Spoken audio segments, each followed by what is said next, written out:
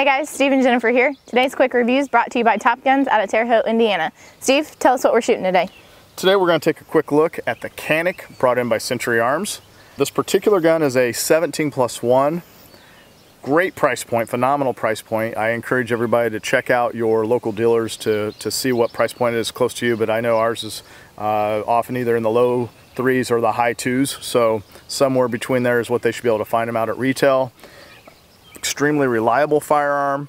We're going to see that here in just a few minutes when we throw some rounds down range. And this particular unit has a decocker. This is a striker fire weapon. So it's not common to see a decocker on a striker fire weapon. This particular one does have a decocker located up on the top. Now, the reality is I don't know that a person would use that decocking device practically, because if you've got one in the chamber and you decock it and now you decide you want to fire, you cannot fire this weapon at that point. You have to rechamber so that you're resetting the striker. So the decocker to me is almost pointless, but it is there nonetheless. We're going to throw some rounds down and see how it does and see if we get any failure feeds or jams, but looking forward to shooting it. All right, let's go.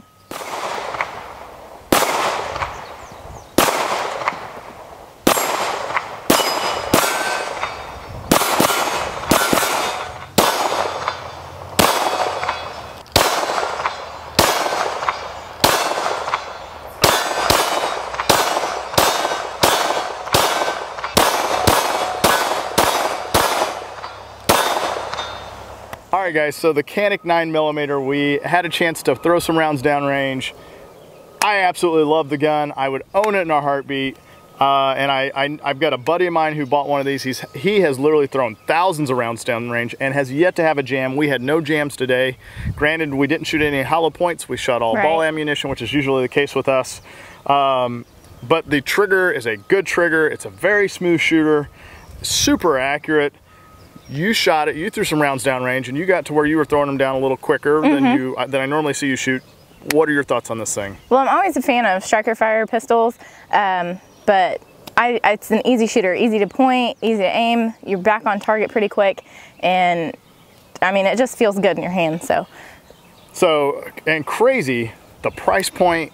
Again, it's another one of those guns. If you're out there and you've got a budget and you can't afford some of these bigger name brands, I would tell you this gun at the price point, which is right around that $300 mark, again, depending on where you're at, what store you're at, you are not going to find quality like this at that price point very often. So definitely a good bang for your buck. Yeah. And no pun intended. But check them out at your local store, as always. Thanks for watching, guys. Be sure to like, share, favorite, and subscribe. Take care.